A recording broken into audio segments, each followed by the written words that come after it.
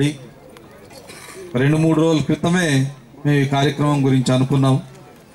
పిలవంగానే చిన్న కార్యక్రమం అయినప్పటికీ కూడా శ్రీ వెన్నెలకంటి రాఘవయ్య గారి గురించి గౌరవంతో ఇక్కడికి విచ్చేసినటువంటి ప్రజాకవి గోరేటి వెంకన్న గారు మాట్లాడాల్సిందిగా కోరుతున్నాం.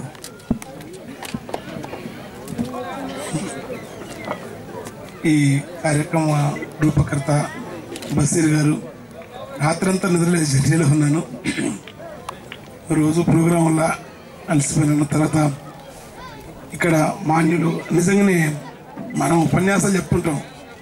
సమాజం మొత్తం మౌలికంగా మారాలి. ఉన్న పరిస్థితులు మారడానికి ఏ మేరకైనా మారే క్రమంలో వచ్చే వారి 120 మందికి మరుగుదొడ్లు కట్టిస్తున్నారు చెప్పినారు. తర్వాత కాలేదత అంటే ఉన్న పరిస్థితుల్లో కొంత చీకటిని తిట్టడం కంటే వెలుగును పంచే వాళ్ళు ఖచ్చితంగా ఆదర్శనీయులు. ఆ పని చేస్తున్నారు.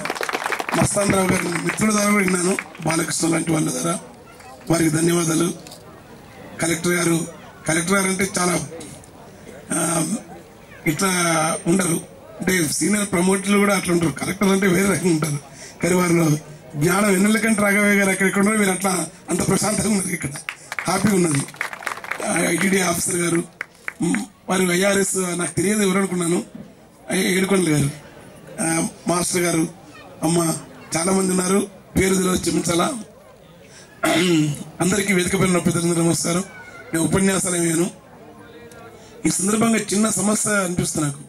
బ్రిటిష్ వాడు ఇన్ని రోజులు వెళ్ళా 200 సంవత్సరాలు పాలించి ఈ దేశంలో యానాదులు దళితుల వీళ్ళ పట్ల వీడేం చేయలేదు. పైగా బ్రిటిష్ వాళ్ళకు భిన్నంగా సంస్థానాలున్న చోట పిఠాపురం రాజావారి లాంటి వాళ్ళు బ్రహ్మ సమాజ ఆధ్వర్యంలో అక్కడ దళితులను ఎన్ని రెట్లు ముందు అభివృద్ధి చేసినారో అర్థం చేసుకోండి.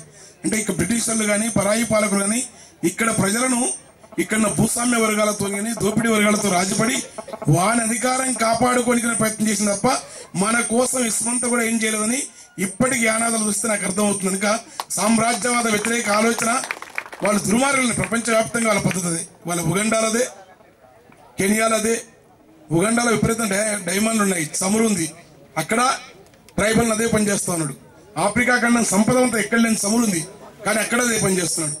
ఇంత ఈ దేశాలను వెళ్ళిన వాళ్ళు పుట్టిదే వస్తా బాగుంది, మరి రాదు, మైక్ రాదు అలా కూర్చొని మళ్ళీ అంత డిస్టర్బ్ అవుతుంది.